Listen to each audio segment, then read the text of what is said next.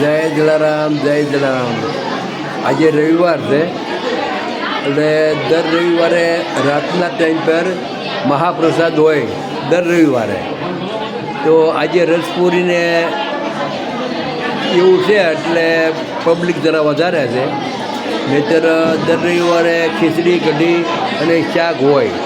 કોઈ યજમાનને ઓલું થઈ જાય તો વળી એ લાવે તો પછી આવી રીતે હોય જમવાનું. દર વખતે 250-300 માણસો પ્રસાદ લે દર રવિવારે રાતના ટાઈમે.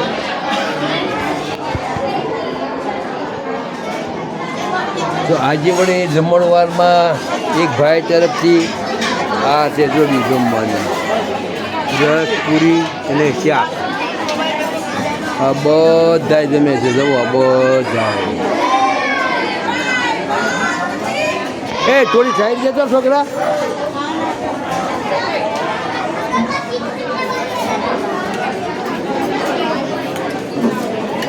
જો આ બધા પ્રસાદ લે છે આ લોકો.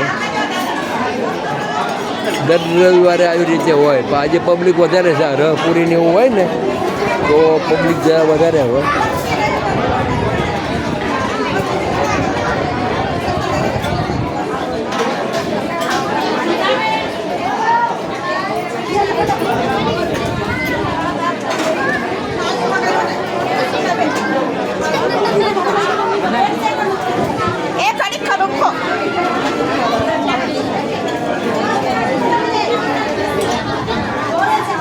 લો બાપા ગમો ને યાર. લ્યો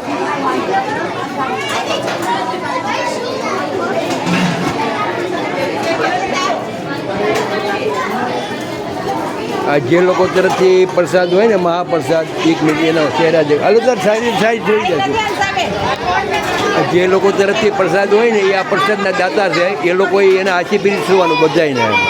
આ ભાઈ તરફથી આજે પ્રસાદ છે અને જય જામ બાપા આ બધા પીરસો એ લોકો તરફથી હોય.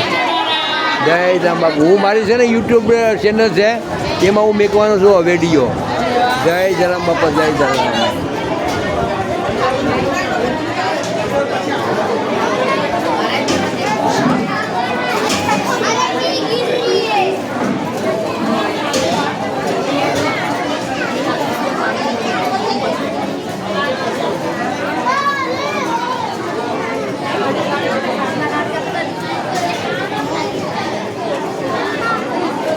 જય જલારામ બાપા જય જલારામ.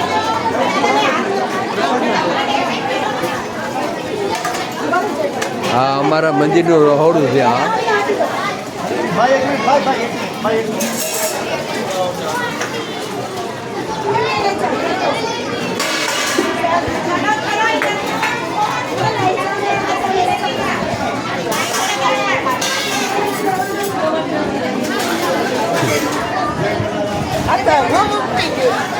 આજે રસપુરી છે ને એટલે હા ખબર તો હોય ને.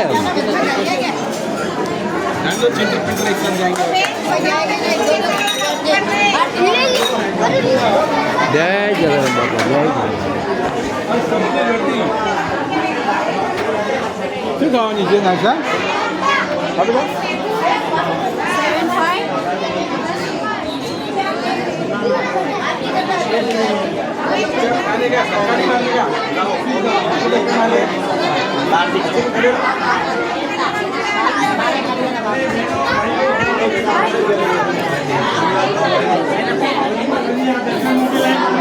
લાઈનમાં છો બાપા પછી જવાના છે તો થોડા અંદર બીજા તો લાઈનમાં દર્શન કરવા માટેની લાઈન નહીં. દર્શન કરવા માટે જગ્યા ખાલી રાખો. હા ઠીક બોરીવલી ત્યાં ભાઈ આવે છે. હા કરો વિડીયો લો છું. અને આ આપણી બેઠક છે આપણું આશ્રમ છે. હા આજે રવિવાર છે ને એટલે પબ્લિક વધારે હોય. ચલો જય જલારામ. હા જલારામ બાપા લે લખમ 1 મિનિટ ઉપર 1 મિનિટ પેલું આ ભગવાનનું કરી લો.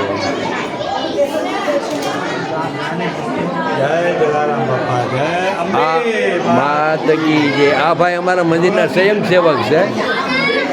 સેવાનું કાર્ય કરે.